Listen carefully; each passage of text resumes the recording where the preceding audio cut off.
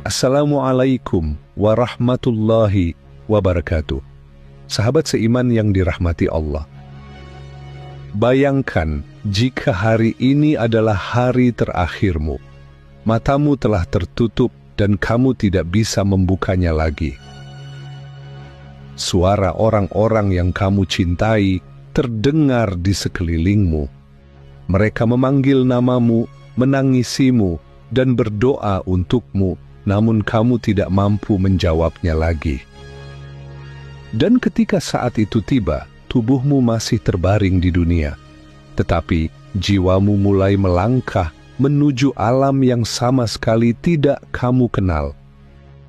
Lalu apa yang akan kamu alami pada malam pertamamu di alam itu, dan apa yang akan kamu alami selama 40 hari setelahnya?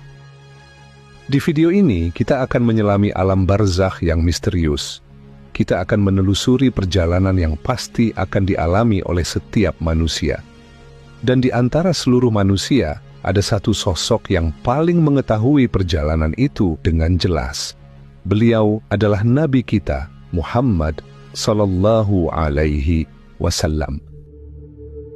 Namun sebelum kita lanjut ke videonya, kami mohon untuk menyimak video ini sampai selesai, agar setiap kalimat yang kami sampaikan bisa dipahami dengan baik dan tidak terjadi kesalahpahaman.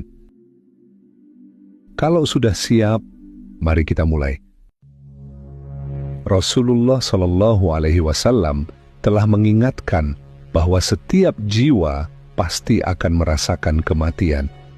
Dan sekarang saat itu telah tiba. Waktu yang telah tertunda selama bertahun-tahun, waktu yang kerap disangka masih lama kedatangannya. Sekarang dia datang dalam keadaan yang tidak disangka-sangka.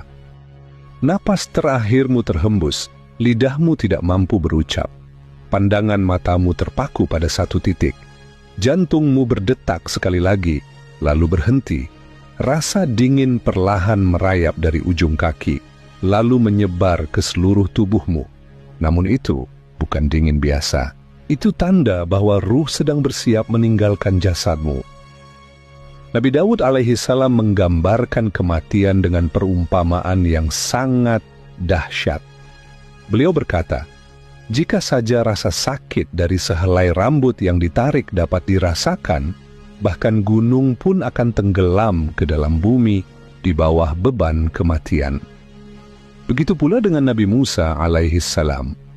Beliau menggambarkan detik-detik kematian seperti seekor domba yang sedang dikuliti hidup-hidup di tangan seorang penyembelih. Pada saat itu ruh mulai ditarik dari telapak kaki, naik ke betis, lalu ke perut, kemudian ke dada, hingga akhirnya mencapai tenggorokan. Hidup pun telah sampai di kerongkongan. Dalam surah Al-Waqi'ah disebutkan bahwa ketika ruh mencapai tenggorokan, saat itulah seluruh rasa sakit berkumpul. Seluruh tubuh terasa seperti disayat oleh banyak pisau sekaligus. Setiap sel seakan menjerit menahan perih. Rasa sakit itu begitu dahsyat, seperti rambut yang dicabut langsung dari akarnya. Dalam beberapa riwayat disebutkan bahwa sejak awal ruh enggan memasuki tubuh manusia. Karena itu pula, ketika tiba waktunya untuk pergi, ruh seakan tidak mau berpisah dari jasad yang telah lama dia tempati. Di tengah perjuangan yang berat ini, datanglah sosok makhluk gelap yang tak terlihat oleh mata. Dia adalah setan, makhluk terkutuk yang sepanjang hidupnya terus berusaha menyesatkan manusia. Dan kini dia datang untuk terakhir kalinya. Dia datang dengan membawa secangkir air, menguji manusia yang sedang sekarat dengan rasa haus yang tak tertahankan. Tidak lama kemudian, setan berkata, "Serahkan imanmu dan ambillah air ini." Pada saat itu, seluruh perjalanan hidupmu seakan terputar kembali di depan mata. Doa-doa yang pernah engkau panjatkan, dosa-dosa yang pernah engkau lakukan, air mata penyesalan, kelalaian yang diabaikan, dan taubat yang sempat engkau persembahkan, semuanya berkelebat di depan mata. Setan terus membisikkan godaannya, berusaha mengacaukan pikiranmu di detik-detik terakhirmu. Dalam beberapa riwayat disebutkan, ia bahkan dapat menyerupai kedua orang tuamu yang telah wafat, lalu mencoba meyakinkanmu untuk mengikuti agama lain. Namun jika imanmu benar-benar kuat, sebagaimana yang telah disebutkan di dalam hadis, tipu daya itu tidak akan engkau percayai. Sebaliknya, jika kehidupanmu dipenuhi dengan keraguan dan engkau tidak pernah menguatkan imanmu, engkau akan mudah digoda olehnya. Bahkan engkau akan meninggalkan Islam di saat-saat terakhir hidupmu. Sebagaimana sebagian orang yang meninggalkan agama mereka di dunia demi hawa nafsu dan kesenangan, demikian pula mereka akan meninggalkannya kembali ketika kematian datang menjemputnya. Pada hari itu, satu-satunya jalan agar kamu dapat mengucapkan kalimat La ilaha illallah jika kamu menjalani hidup dengan iman, yaitu iman yang benar. Dengan iman yang kokoh, bisikan setan tidak akan berpengaruh. Karena hadits menyebutkan, engkau akan mati sebagaimana engkau hidup, dan engkau akan dibangkitkan sebagaimana engkau mati. Bagi mereka yang meninggal tanpa iman, kematian menjadi sangat menyakitkan. Para malaikat akan berseru, keluarlah, wahai jiwa yang buruk, keluarlah menuju azab neraka. Saat itu, ruh dicabut dengan kasar. Seluruh tubuh bergetar, organ-organ di dalam seakan terikat dan saling melilit. Jasad berusaha menahan ruh agar tidak pergi. Namun para malaikat yang taat kepada perintah Allah tetap mengambilnya. Pada saat itu, tidak ada lagi yang bisa dilakukan. Taubat tidak lagi diterima, dan iman tidak lagi bernilai. Nabi Muhammad SAW menggambarkan kematian seorang mukmin dan seorang yang kafir sebagai berikut. Ruh seseorang yang mukmin keluar dari tubuhnya dengan sangat mudah, seperti air yang mengalir dari sebuah kendi. Sedangkan ruh orang yang kafir dicabut dengan kasar, bagaikan ranting berduri yang ditarik keluar dari bulu wol yang basah, hingga merobek urat dan saraf. Nabi Muhammad juga menjelaskan bagaimana keadaan orang kafir sesaat setelah kematiannya.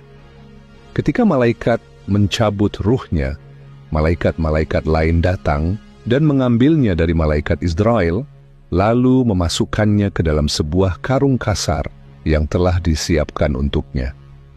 Dari karung itu keluar bau yang lebih busuk dari bangkai yang paling busuk di muka bumi. Kemudian para malaikat membawanya naik ke langit. Setiap kali mereka melewati sekelompok malaikat yang lain, para malaikat itu bertanya, ruh kotor siapakah ini? Maka malaikat yang membawanya menjawab dengan namanya yang paling buruk, yang dahulu dikenal di dunia. Akhirnya mereka sampai ke langit pertama, dan meminta agar pintunya dibukakan untuk ruh tersebut, namun pintu itu tidak akan dibukakan.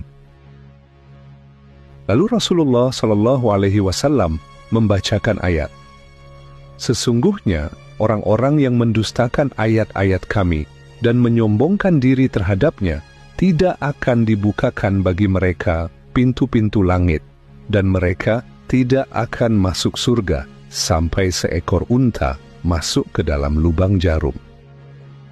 Kemudian Allah yang Maha Kuasa memerintahkan, catatlah amalnya di tempat paling rendah di bumi, yaitu di Sijjin. Setelah itu, ruhnya dilemparkan jatuh dari tempat yang sangat tinggi. Lalu Nabi SAW membacakan ayat lain.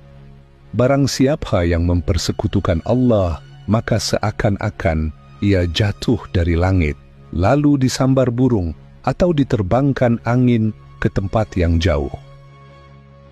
Adapun bagi seorang mukmin, Al-Quran menyebutkan, sesungguhnya orang-orang yang berkata, Tuhan kami adalah Allah.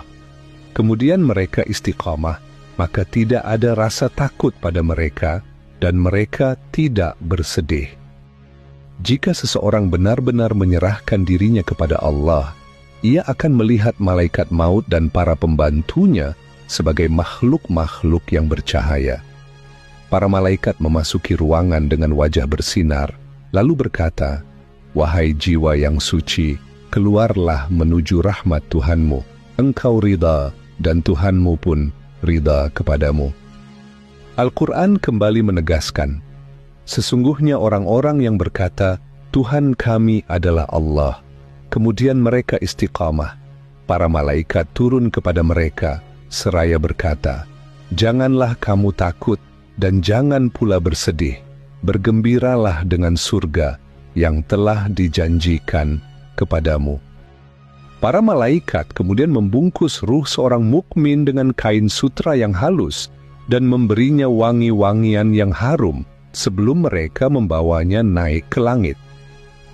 Setiap kali mereka melewati sekelompok malaikat, para malaikat itu bertanya, "Ruh indah, siapakah ini?" Para malaikat yang membawanya menjawab dengan nama-nama terbaik dan pujian yang paling mulia, sebagaimana ia dikenal semasa hidupnya di dunia.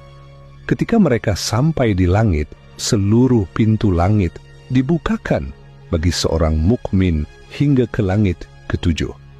Setiap kelompok malaikat yang semakin dekat kepada Allah menyambut ruh tersebut dengan salam. Kemudian dikatakan, catatlah amalnya dalam kitab orang-orang yang saleh. Setelah itu Allah berfirman, kembalikan hambaku ke bumi, karena dari tanah itulah aku menciptakan mereka, dan kepadanya aku akan mengembalikan mereka, dan darinya pula aku akan membangkitkan mereka pada hari kebangkitan. Sesaat setelah kematian, jasad tetap berada di bumi, dan persiapan pemakaman pun dimulai. Jasad yang telah ditinggal oleh ruh itu harus dimandikan. Dalam hadits-hadits sahih, Rasulullah mengajarkan, ketika memandikan jenazah, maka mandikanlah dengan sebaik-baiknya. Meskipun jasad terlihat sudah tidak bernyawa di mata kita, tapi ia tetaplah wadah yang pernah dihuni oleh ruh, dan ruh masih memiliki keterikatan yang misterius dengannya. Keterikatan itu begitu dalam, sehingga setiap sentuhan, setiap tetesan air, dan setiap gerakan saat memandikan jenazah dirasakan oleh ruh dengan cara yang tidak dapat dipahami oleh orang yang masih hidup. Sebagaimana persiapan untuk salat, jasad dimandikan secara bertahap dengan doa dan penuh penghormatan. Sementara engkau, sebagai ruh, menyaksikan seluruh proses yang terjadi. Engkau melihat orang-orang yang menunggumu, siapa yang benar-benar bersedih, siapa yang benar-benar mencintaimu dengan tulus, dan siapa yang datang hanya karena kewajiban. Engkau melihat mereka semua. Lalu mereka membungkusmu dengan kain kafan putih polos tanpa jahitan. Engkau yang dahulu menghabiskan waktu berjam-jam saat memilih pakaian, kini hanya tertutup oleh sehelai kain sederhana, pakaian paling sederhana, namun kain inilah yang paling bermakna sepanjang hidupmu. Salat jenazah pun dilaksanakan, aroma tanah mulai tercium. Kerandamu diturunkan ke dalam liang lahat yang telah disiapkan. Tanahnya dingin, sempit, dan gelap. Inilah rumah barumu sekarang. Keranda dibuka, dan engkau yang terbalut kafan perlahan diturunkan ke dalam kubur. Genggaman tanah pertama ditaburkan di atasmu. Engkau masih dapat mendengar orang-orang di sekelilingmu, tetapi tidak ada seorang pun yang dapat mendengarkanmu. Satu persatu dari orang-orang itu mulai berjalan meninggalkanmu. Suara langkah kaki mereka perlahan memudar hingga sunyi. Tadi malam, engkau masih tidur di ranjang yang hangat. Malam ini engkau terbaring terbungkus tanah di antara dua batu.